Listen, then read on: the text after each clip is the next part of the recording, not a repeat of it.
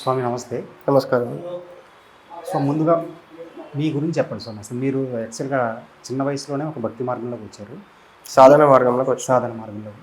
అంటే దీనికేమన్నా వెనకాలైన రీజన్ ఏంటి? ఏమన్నా ఒక ప్రభావం చూపించిందా? దేనివలన ఇలా భక్తి మార్గంలోకి వచ్చారంటే ఏం చెప్తారు? మెయిన్ రీజన్ వచ్చేసైతే ఇందులో చాలా కారణాలున్నాయి నేను రావడానికి. హ్మ్. ఒకటి వచ్చేసి నాకు ఒక అతను మోసం చేస్తే అతని మీదనే పగబట్టడం గానియండి, దానివల్ల నేను ఎంతో కష్టాలు అనుభవించడం. ఆహ్, నాది నాకే ఒకని మీద పెట్టుకున్న ద్వేషం అనేది నాకే పాయిజన్ లాగా మారడం అనేది జరిగింది. అట్లా ఒక టైంలో ఇవన్నీ క్లియర్ కావాలి, నేను దేవుడిని ప్రార్థించడం జరిగింది. అప్పటిదాకా నేను నమ్మకపోతుండే. హ్మ్. సో, అప్పుడు నాకు అన్ని సిచ్యువేషన్ మళ్ళీ నాకు జరిగే పెయిన్ అనేది వెళ్ళిపోవడం అనేది రాగానే బాడీలో పెయిన్ వచ్చింది. పెయిన్ వెళ్ళిపోయింది దేవుని మొక్కగానే. సో, ఇది ఎందుకు వచ్చింది, ఎందుకు పోయింది అని చెప్పేసేసి రీసెర్చ్ చేయడం స్టార్ట్ చేసినాం. ఇది కాకుండా ఏంటంటే మా చుట్టాలు నా మీద చేతబడి చేపియడం అది చేసేవాళ్ళు. సో, దానికి కూడా అది కూడా నాకు ఒక మోటివ్ ఫ్యాక్టర్ అయిపోయింది దీనిలో ఇంకా డెప్త్‌గా వెళ్ళడానికి. 2 కారణాల వల్ల నేను ఆధ్యాత్మికతలోకి ఎంటర్ అవ్వడం అనేది జరిగింది. ఓకే. చాలా క్యూరియాసిటీ అనిపిస్తుండే ఇదంతా కూడా నిజంగా ఉంటుందా, ఉండదా? హ్మ్. ఇదంతా ఏంటి, మరి సైన్స్ ఏంటిది, ఎట్లా అని చెప్పి హ్మ్. నా మీద నేను ప్రయోగాలు చేయడం, ధ్యానం చేయడం, రకరకాల పద్ధతులని చేయడం జరిగింది. ఆ తర్వాత ఒక టైంలో నాకు మా గురువు అనేటాయన ఉపదేశించడం కానీ, ఆయన అనుగ్రహించడం వల్ల నేను సాధన మార్గంలో సక్సెస్ పొందడం అనేది జరిగింది. అంటే ఆ గురువుగారు ఏం చెప్పారు మీకు? సాధన చేయించారు, రకరకాల సాధనలు చేయించేవారు. అంటే ఎన్నో ఉంటాయి. ఇప్పుడు దాంట్లో బయట అనుకున్నట్టు ఏదో ప్రతి వెళ్ళగానే మనం వెళ్ళి శవం ఇచ్చేసి శవంని తిను, శవం మీద కూర్చో అట్లేం ఉండదు. హ్మ్. మన శక్తిని ఇప్పుడు ఏ స్టెప్ తీసుకుంటే అది మారుతుంది, ఏ స్టెప్ తీసుకుంటే సాధకుడు ఇంకొక లెవెల్కి వెళ్తాడా అని చెప్పేసి అది మాత్రమే ఇచ్చేవారు మా గురువుగారు. హ్మ్. అట్లా అంటే మీరేమేం చేసే సాధన అంటే? రకరకాల సాధనలు అండి, అదే చెప్తున్నాను. ఇప్పుడు మీరు అనుకున్నట్టు అఘోర అనగానే డైరెక్ట్ శవాలను తినడము హ్మ్. అట్లా అదేం ఉండదు, మ్యాండేటరీ అని కాదు. హ్మ్.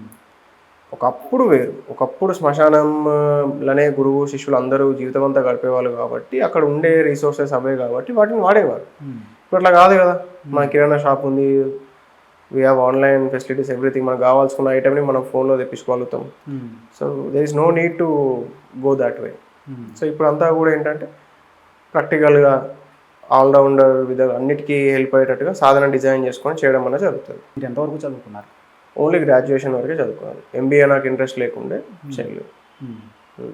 అంటే అసలు కొంతమంది దేవుడు ఉన్నాడంటారు, కొంతమంది లేడు అంటారు. మీరేం చెప్తారు అసలు? దేవుడు ఉన్నాడని నమ్మినా అదొక కైండ్ ఆఫ్ డిసెప్షనే, లేడని చెప్పి ఫిక్స్ అయిపోయినా కూడా అదొక కైండ్ ఆఫ్ డిసెప్షన్. రీసెర్చ్ చేసి, ప్రయత్నం చేసి, సాధన చేసి, దానికి అవసరమైన ట్రైనింగ్ అంతా తీసుకొని అప్పుడు తెలుసుకోవాలి దేవుడు ఉన్నాడా లేదా అని చెప్పి.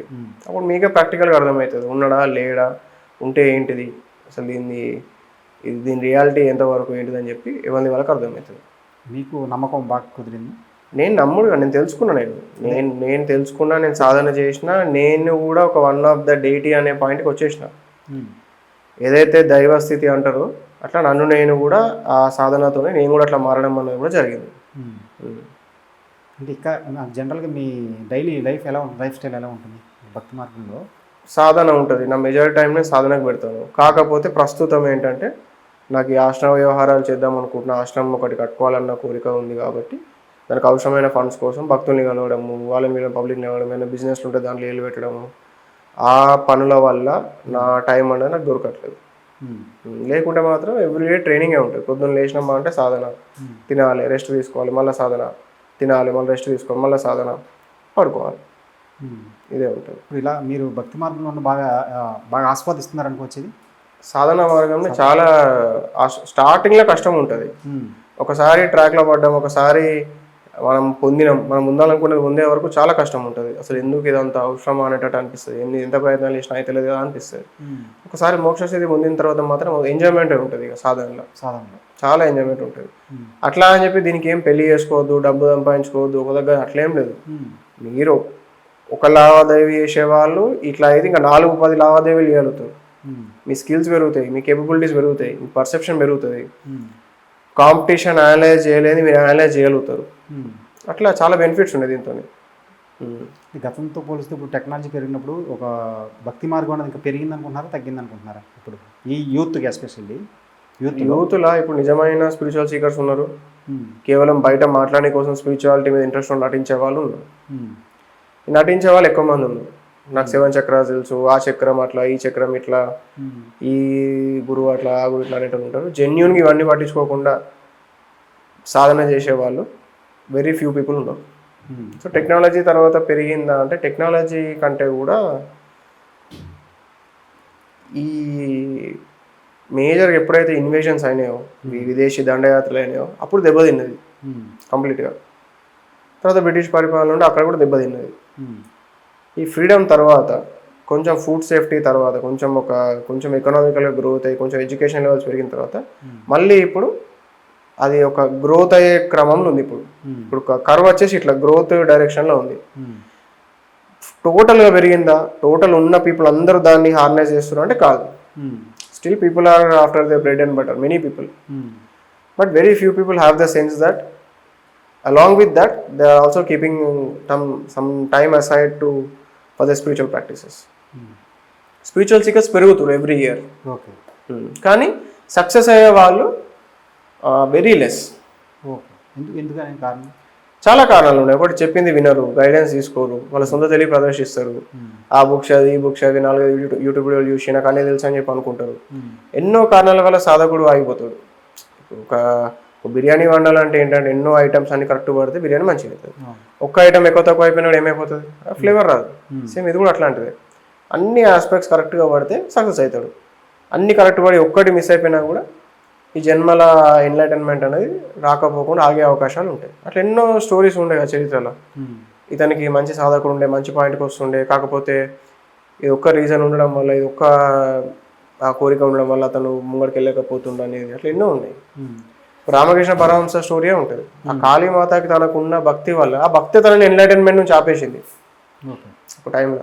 అలా తోతాపురి మహారాజు వచ్చేసేసి నువ్వు కాళీమాతని వదిలేయాలి అంటే అట్లెట్లా వదిలేయాలి, నా అమ్మవారు కదా, నేను ముక్తున్నా కదా అంటే కూడా లేదు నేను చెప్తున్నా కాబట్టి నువ్వు చెయ్యు అనేసరికి అప్పుడు ఆయన అందిష్ట గురువు వాక్య పరిపాలన లెక్క ఆయన ప్రయత్నం చేశాడు అమ్మవారిని కట్ చేయాలని చెప్పేసి, చేయలేకపోతాడు. అప్పుడు తోతాపురి మహారాజు అని చెప్పి కళ్ళు మూసుకో, ఈసారి అమ్మవారు వచ్చినప్పుడు నువ్వు ఒక కత్తిని ఊహించుకొని కట్ చేసేయని చెప్పేసి అంటే ఆ గాజు తీసుకొని నెత్తి మీద ఇట్లా కట్ చేస్తాడు. నెత్తి మీద ఇదంతా స్టోరీ నేను విన్నది, చూసింది కాదు, నిజమని అనుకొని చూద్దాం, దీనిలో ఉన్న నేర్చుకోవాల్సింది నేర్చుకుందాం. ఆ గ్లాస్ తీసుకొని ఎప్పుడైతే నెత్తి మీద కట్ చేస్తాడో అప్పుడు రామకృష్ణ పరమహంస ఒక కత్తిని ఊహించుకొని అమ్మవారిని కట్ చేయడం జరుగుతుంది. ఆ సమయంలో ఇతను ఏదైతే ఆ క్వాలిటీ ఇతను ఆపేసిందో ఆ క్వాలిటీ నుంచి ఇతను విముక్తుడైన కాబట్టి తోతాపురి మహారాజు రామకృష్ణ పరమహంసని ఎన్లైట్ చేయడం అనేది జరుగుతుంది. అట్లా రామకృష్ణ పరమహంస ఎన్లైటన్మెంట్ అనేది పొందాడు. వివేకానందుడు పొందలేము మళ్ళీ ఎన్లైటన్మెంట్. మనకి spiritual icon of the India అని చెప్పి అంటారు, కానీ తను he could be a spiritual icon definitely. ఆ టైంలో he did what he could do, but he is not spiritual, he is not enlighten. Ramakrishna Paramahansa మాత్రమే ఎన్లైటెన్. అంటే మోక్షం అన్నారు కదా, అసలు మోక్షం ఆ మోక్ష స్థితి ఎన్లైటన్మెంట్ స్థితి అది రామకృష్ణ పరమహంస పొందిండు. వివేకానందుడు అయితే ఆ టైంలో పొందలేదు. తర్వాత పొంది ఉండవచ్చు, మనకు తెలియదు కదా. ఆ సాధన చేసి ఆ మోక్ష స్థితిని వెళ్ళిపోయింది కావచ్చు, బట్ ఆ మార్కెట్లో తిరిగే టైంలో మాత్రం ఆయన పొందలేదు. మీ మోక్షం గురించి మీ గురువు గారు ఏం చెప్పారు అసలు? ఏం చెప్పలేదు, చెప్తే వచ్చేది మా సాధన చేసి సాధనలోనే మనం సాధించుకుంటే మనకు వచ్చే స్థితి అది. మనం దాని గురించి ఎంత విన్నా ఎంత అనుకున్నా కూడా తెలుసు అనుకుంటాం, కానీ it is not the whole truth. ఇవన్నీ కూడా ఎక్స్పీరియన్షియల్గా జరగాలి. థియరీలో జరిగితే మనం ట్రాప్ అయిపోతాం, దాంతో బెనిఫిట్ ఏమి ఉండదు. ఇప్పుడు కొంతమంది చాలా వరకు ఒకరికి ఒక లక్ష్యాలు ఉంటాయి కదా, కొంతమందికి ఒక లక్ష్యం ఉంటుంది, ఏదో ఒక లక్ష్యం ఉంటుంది ఎవరికైనా. ఆ లక్ష్యం కోసం ప్రయత్నం చేస్తూ ఉంటారు. కొంతమందికి ఎర్లీగా అవుతుంది, కొంతమందికి అలా ప్రయత్నం ఉంటారు కదా, అవ్వదు. దానికి ఏంటి కారణం ఏంటంటారు అక్కడ? అదే కారణంలోనే ఇట్లా నాకు బిజినెస్ ఆపర్చునిటీ ఉంటుంది కదా. ఇప్పుడు ఎట్లనైతే ఒక షెఫ్ ఉన్నాడు, మీరు బిర్యానీ వండుతా అని ట్రై చేస్తున్నారు,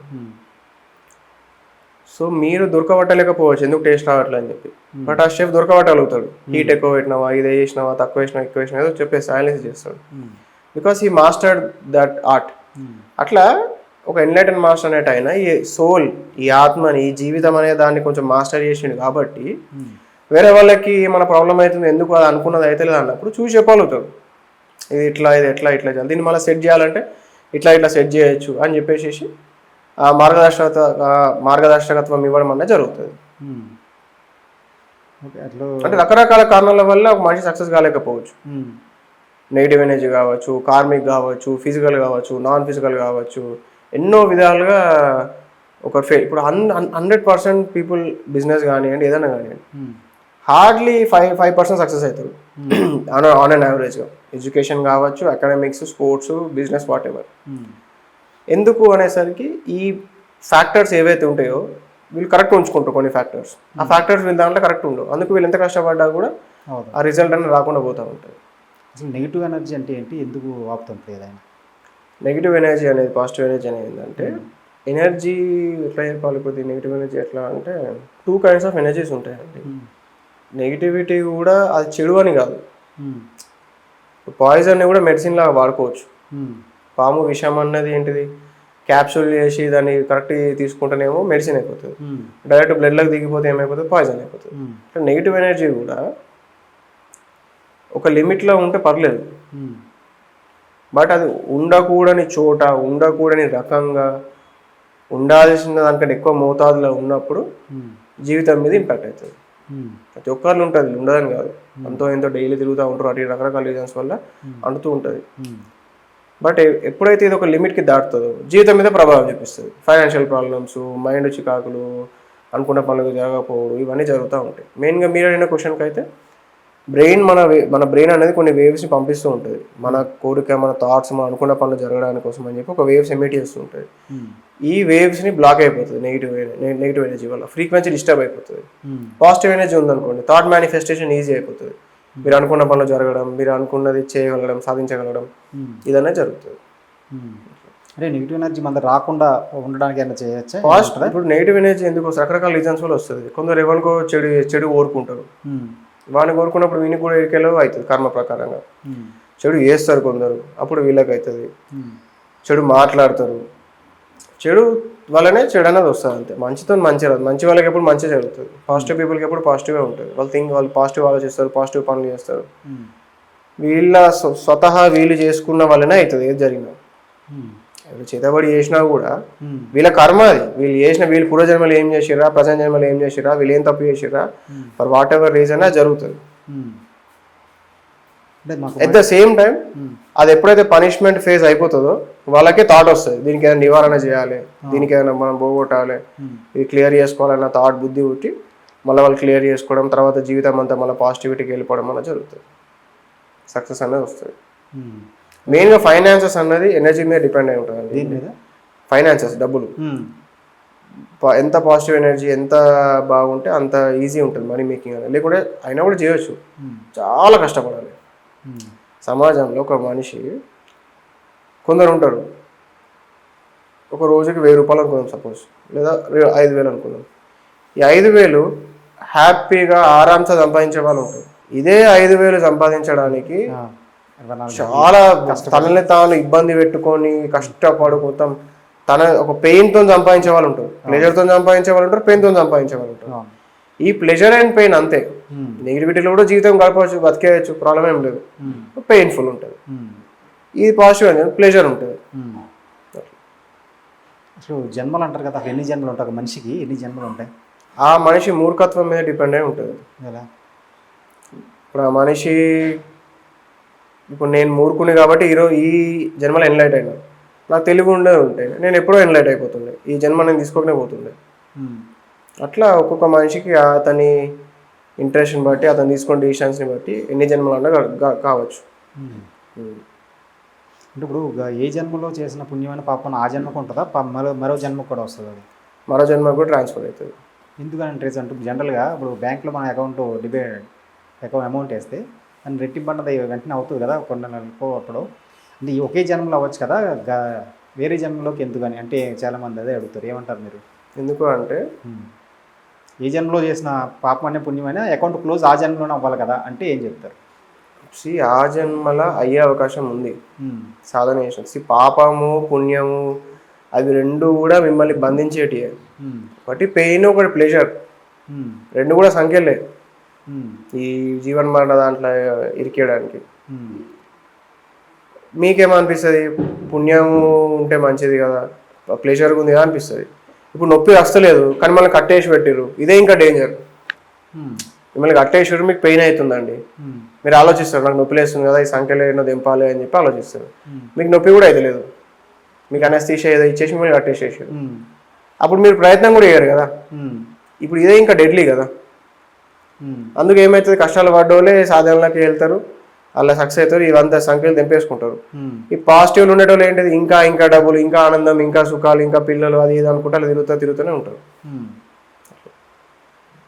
ఈ రెండు సంఖ్యలే, ఏదో పాపం అయితే ఒకటి, పుణ్యం అయితే ఒకటి ప్లెజర్ ఇస్తుంది, ఒకటి పెయిన్ ఇస్తుంది.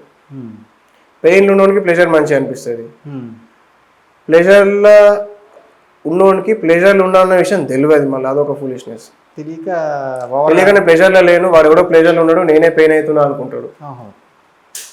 అట్లా రకరకాలుగా పెయిన్ ఉన్నవాడు ఆ పెయిన్ పోగొట్టాలంటే, ప్రాబ్లమ్స్ క్లియర్ చేసుకోవాలంటే తను చేసిన తప్పులు, సాధన బెస్ట్ సొల్యూషన్ అన్నిటికంటే. మీ సాధనతోని మీరు అన్ని కలిపి వేస్తే ఈజీ అవుతుంది. నా దగ్గరకు ఎవరికి వచ్చినా కూడా నేను చెప్తా, నేను చేస్తా చేయని కాదు, నువ్వు కూడా కొంచెం చేయాలి ఏదో ఒకటి.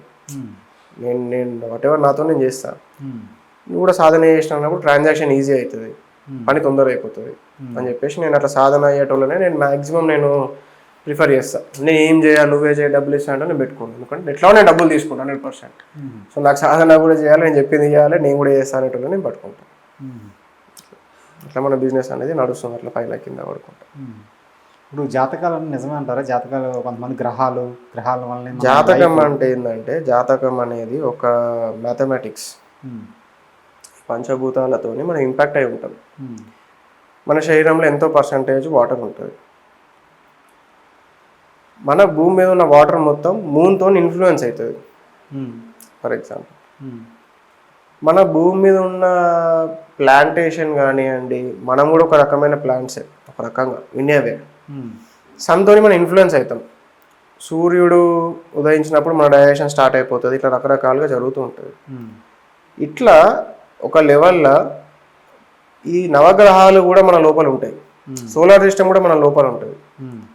అట్లా అవి ఉన్న అరేంజ్మెంట్ని బట్టి మన లోపల కొన్ని చేంజెస్ అనేవి జరుగుతూ ఉంటాయి.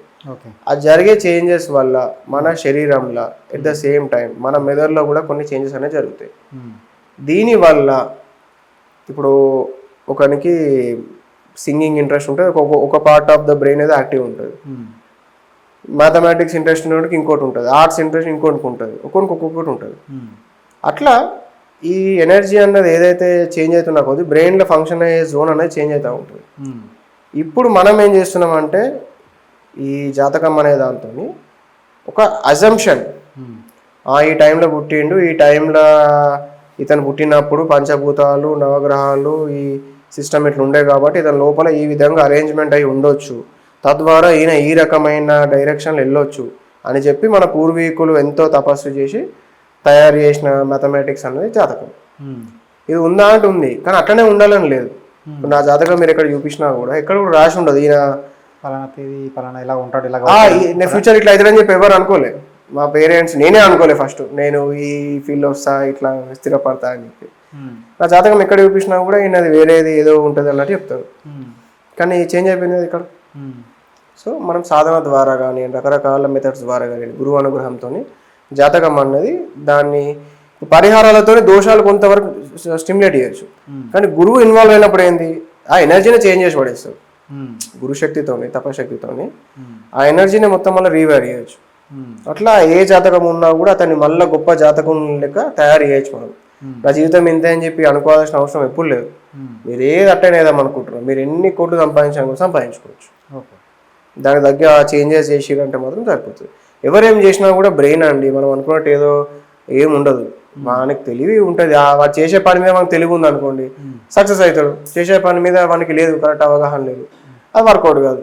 ఇప్పుడు మీరు స్వామీజీ లేకపోతే వర్కౌట్ అయితే వర్కౌట్ కాదు, ఇంటర్వ్యూ మీరు యాంకర్ లెక్క మీకు వర్కౌట్, నాకు యాంకర్ లెక్క వర్కౌట్ అయితే వర్కౌట్ కాదు. అట్లా అంటే అది రాసిపెట్టి ఉంటుందా అని, రాసిపెట్టి ఉన్నదాన్ని మనం యాక్సెప్ట్ చేయొద్దు, జస్ట్ ఒక అనాలిసిస్ అంతే. ఇప్పుడు మీ బాడీని మనం స్కానింగ్ తీపించినాం సార్, చూపిస్తే ఏమొస్తుంది, లేదు మీరు సడన్ న్యూట్రిషన్ ఏదో ఎక్కువ ఉంది తక్కువ ఉంది ఏదో షీట్ వస్తుంది, ఇట్లా యాక్సెప్ట్ చేస్తారా? అది తీసుకున్న తర్వాత ఏం చేస్తారు, మందాడు తక్కువ చేసుడా, లేకపోతే మన ప్రోటీన్ ఎక్కువ తీసుకుంటా, ఫుడ్ ఎక్సర్సైజ్ చేసుడా, ఏదో చేసుడా, మీ జాగ్రత్తలు తీసుకొని మీరు దాని ముంగటికి వెళ్తారు కదా. ఎక్కడ జాగ్రత్తలు తీసుకుంటే బాగుంటుంది అని చెప్పి చూడని కోసమే అది. కానీ మీరు జాగ్రత్తమైన జీవితం గడుపుతున్నారు, మీకు అనాలిసిస్ అవసరం లేదు కదా. మీరు వర్కౌట్ చేస్తారు, మీరు ఫుడ్ కరెక్ట్ తీసుకుంటారు, అన్ని కరెక్ట్ ఉన్నాయి అన్నప్పుడు మీకు అనాలిసిస్ అవసరం లేదు. సేమ్ ఇది కూడా అంతే. మీ సాధన మార్గం ఉన్నప్పుడు మీరు ఒక డైరెక్షన్ కరెక్ట్గా ఉన్నప్పుడు మీరు మంచి చేసే వాళ్ళైతే మీకు జాతకమే అవసరం లేదు, మీకు మంచి జరుగుతుంది. ఎట్లా అన్నో ఎన్నో తెలుసు తప్పులు చేసాడు కాబట్టి సర్టెన్ అబ్స్టాకిల్స్ అనేవి ఉంటాయి. అంటే ఇప్పుడు మనకు ఏం జరుగుతుంది ముందే రాసి పెట్టుంటే దాన్ని పెట్టుకో. నా పర్సనల్ వర్షన్ ఏంటంటే జాతకాలు ఎక్కువ తీసుకోవద్దు. అది తీసుకున్నా కూడా దాన్ని ఏదో ఒక అనలిసిస్ లెక్క తీసుకొని అవునా ఈ ఏరియాస్ మనం ఎట్లా మాస్టర్ చేద్దామా అని చెప్పి ఆలోచించాలి. కానీ జాతకంలో ఇంతే ఉందట, ఇక నా జీవితం ఇంతే, నాకు ఇలా రాసి పెట్టలేదు నేనేం చేయాలి, అది అట్లా ఇవ్వదు ఉండదు. మీరు నమ్మరా జాతకాన్ని? మళ్ళీ ఇంత మంచి చెప్పినాక మళ్ళీ జాతకాన్ని నమ్మరా అంటే ఇది ఒక సైన్స్ అండి, ఇది ఒక సబ్జెక్టు. జాతకాన్ని మనం ఎడిట్ చేసుకోవచ్చు గురువు అనే ఒక అనుగ్రహంతో, గురువు అనే దాంతో నేను చేసే బిజినెస్ వాట్ ఎవర్ జాతకాన్ని ఎడిట్ చేసుకోవచ్చు మనం. You can edit it. మనం రాసి పెట్టిందని కూడా మార్చుకోవచ్చు, డెఫినెట్లీ మార్చుకోవచ్చు. ఎలా? మీరు ఎంత హార్డ్ వర్క్ చేస్తే అంత మార్చుకోవచ్చు. అవునా? అంటే గ్రహాల్లో అంటే రాసి పెట్టి ఉన్న దాన్ని కూడా మనం మార్చుకోవచ్చు. సాధనతో గురువు ముఖత సాధనతో మాత్రమే మార్చుకోవచ్చు. మీ సెల్ఫ్ సాధనతో మారదు. గురువు ఆధ్వర్యంలో చేస్తే గురువు ఇన్వాల్వ్ అయినప్పుడు ఈయన ఇట్లా మారుద్దాం అన్న ఆయన ఫిక్స్ అయిపోతే మారుతుంది. మీది మీరు నేను మార్చుకుంటా అంటే మారదు. లేదు మీరు ఒక పాయింట్కి వచ్చారు, మీరు ఎన్లైట్ అయిపోయారు, ఆ తర్వాత మీరు మార్చుకోవచ్చు. స్టార్టింగ్లో అయితే వర్కౌట్ కాదు, ప్రాక్టికల్గా వర్కౌట్ కాదు. 10-12 సంవత్సరాల తర్వాత టైం పెట్టినా కూడా వర్కౌట్ కాకపోవచ్చు, మ్యాక్సిమం వర్కౌట్ కాదు. ఇప్పుడు తాళపత్ర గ్రంథాలు జాతకాలు ఉంటాయి కదా, అవి నిజమేనంటారు అసలు? ఎప్పుడో తెలియదు. ఇప్పుడు తాళపత్ర గ్రంథాలు అయితే నేను ఎప్పుడు చదవలేదు, నాకు ఎన్కౌంటర్ కాలేదు వాటిని. నేను చదివితే మేబీ నేను అప్పుడు చెప్పగలుగుతాను నిజమా కాదా, దాని నిజమేంది అబద్ధం ఎంత అని చెప్పేసి. నేను ఎప్పుడు నాకు దొరకలేదు, చదువుదామన్నా దొరకలేదు. అంటే మీరు జాతకాల గురించి అయినా తెలుసుకునే గ్రహాల గురించి ఉందా? మీరు ఓన్లీ మోక్షం గురించి, మీ పీస్ గురించి? నేను కేవలం ఇప్పుడు దీక్షలు పర్సనల్ ట్రైనింగ్ కూడా నేను ఇంట్రెస్ట్ లేను. నేను ఓన్లీ ఇంట్రెస్టెడ్ మనీ మేకింగ్ ఉన్నా. Only money making. ఎలా? బిజినెస్ తోని, ఇట్లా ఈ సర్వీసెస్ తోని, ఇట్లా ఎవరైతే ప్రాబ్లమ్స్ అని వస్తారో, ఫైనాన్షియల్ ప్రాబ్లమ్స్ కానివ్వండి, లేకపోతే బిజినెస్ డెవలప్మెంట్ కానివ్వండి. మోస్ట్లీ బిజినెస్ డెవలప్మెంట్ నాకు బాగా ఇంట్రెస్ట్. ఎందుకు అంటే ఏం కష్టపడకుండా ఉట్టే కూర్చొని నాకు డబ్బులు వచ్చేటట్టు చేయనేటోళ్ళు వేస్ట్, అది ఫూలిష్నెస్. అది వాళ్ళ టైం వేస్ట్, మన టైం వేస్ట్. నేను కష్టపడుతున్నా, నేను నా 100% ఇస్తున్నా, అయినా నాకు రిజల్ట్ వస్తలేదు అన్నప్పుడు it is a worth thing to do. అది అవుతుంది కూడా, 100% అది అవుతుంది. దాన్ని ఏదో చిన్న మిస్టేక్స్ ఉంటాయి దాంట్లో, ఏదో మనం అటు ఇటు చేసేసి మన ఇన్వాల్వ్మెంట్ మనం చేసేసి మనం చేయాల్సిన హార్డ్ వర్క్ మనం చేసి అది క్లియర్ చేసేసి. మీరు రెమెడీ చెప్తారా, సూచనలు ఇస్తారా? రెమెడీ చెప్పాను నేను నా తపశక్తితో నేను చేయాల్సిన, నాకు పొందిన కానీ నేను దేవతల నుంచి పొందిన వాట్ ఎవర్ సిద్ధులతోని, ఆ పవర్స్తోని నేను చేయడం వల్ల జరుగుతుంది. అంటే మనిషికి మరణించిన తర్వాత ఏమవుతాడంటే ఏం చెప్తారు? అంటే ఇప్పటికే మస్తు అయిపోయింది. ఓకేనా? థ్యాంక్ యూ సార్, ఆసక్తికరమైన మంచి విషయాలను తెలియజేశారు. Thank you.